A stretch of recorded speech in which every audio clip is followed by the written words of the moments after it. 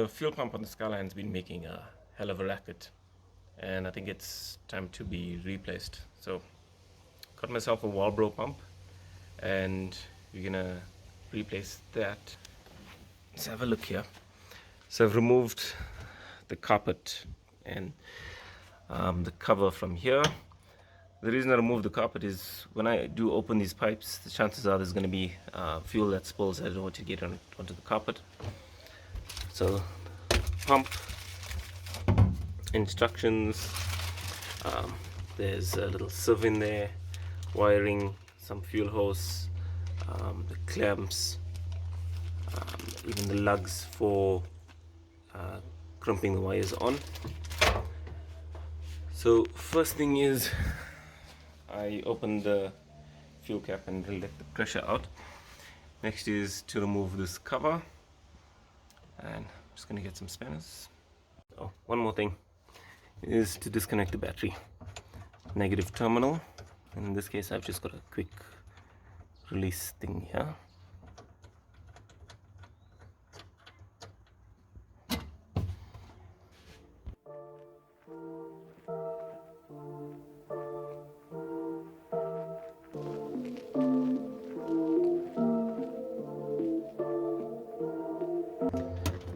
If we have a look in here, we see you've got all your fuel lines and the two electrical connectors. I'm going to disconnect those so I can get this cover out the way.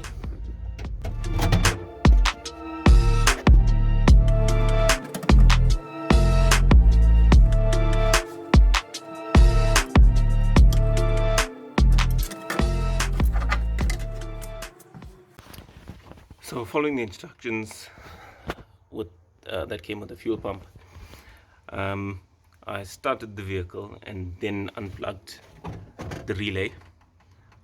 This is to reduce the pressure in the fuel system. It idled just for a few seconds and switched off, and I'm going to assume that the pressure is now fine.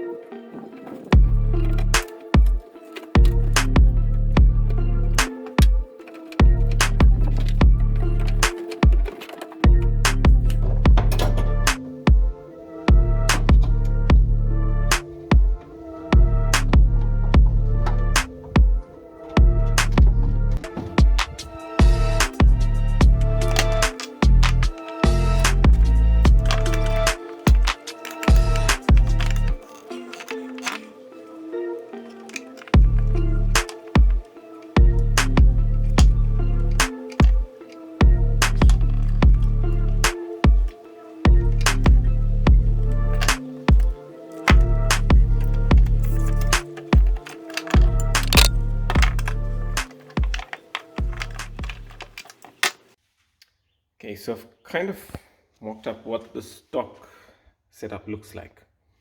You've got the bit of the top with the outlet for the pipes, the electrical connectors and stuff. Comes down to this plastic pipe, coming down to the actual stock fuel pump, and then down to this little sieve.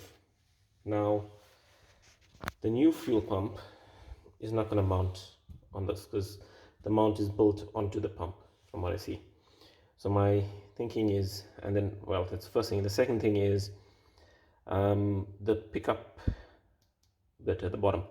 So the new sieve fits directly onto that pickup, which means this entire thing needs to sit right all the way at the bottom for it to pick up enough fuel. So my thinking is to run the pipe from the top, a new pipe which I went out and got, from the top all the way to the bottom, and have the fuel pump sit at the bottom.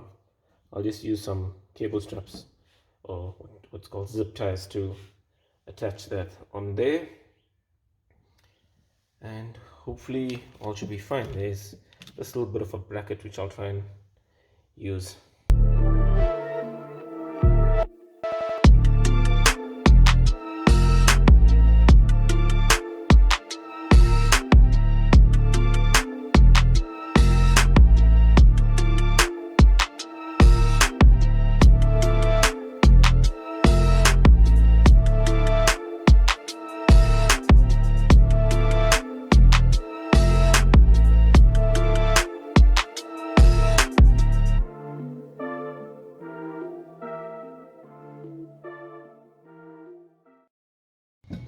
Okay, so let's review the finished product and at the same time compare to the old pump. The top bit remains unchanged. Usually the old pump would sit in this mounting bracket, but the new pump doesn't have any sort of mountings that's going to allow it to sit there. That's the first problem. Second problem is, from the old pump, it had a pipe running down and your strainer sat at the bottom. The new pump, the strainer attaches to the pump, so the pump has to sit all the way at the bottom with the strainer. Right? So where on the old pump you'd had that piece of pump and then the next piece of pipe coming up to this top, because now the pump is sitting all the way at the bottom, I had to add a whole new piece of pipe from the top all the way to the bottom. I've measured that the overall length remains the same, so the pump should be reaching the bottom of the tank. We've added a metal clamp to hold the pump just in case the zip ties perish over time. The other thing, speaking of zip ties, with the instructions for the pump, the new pump, they assume that the pump is going to have a mounting bracket at the bottom, which will then hold this rubber vibration damper and the strainer in place. But now this doesn't. So what I've done is I've added a zip tie all the way around the pump to hold that rubber and the strainer in place. It doesn't seem to, I don't know what these holes for at the top of the pump, but it doesn't seem to really obstruct those breathers or whatever those are. Yeah, so we've got a whole new piece of pipe coming to the top. Get that out of the way so it doesn't. The other thing was the electrical cables were not long enough, because the old electrical cables only came down to the pump, and then the new, because this pump is sitting all the way at the bottom, although it came with a piece of cable, it still wasn't long enough. So I've added that little bit there. But that should be it. Should be ready to install now. Everything's buttoned up. Plugs, pipes are plugged in. Electrical connectors on. This thing always feels like it's cross-threading. Doesn't really screw on very easily. Time to do first startup. So I've connected the battery again. Waited a bit for the fumes to dissipate, and let's see. You can hear a difference in the pump already. I'm going to try and prime it more than once. Let's try one more time. And before I start, let's quickly have a look if there's any leaks.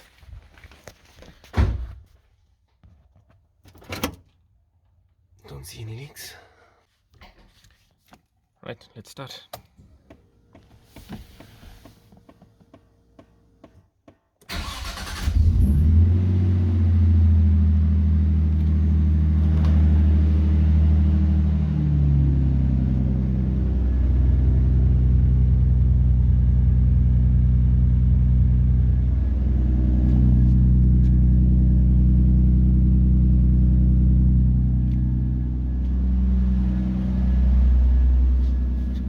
Seems fine.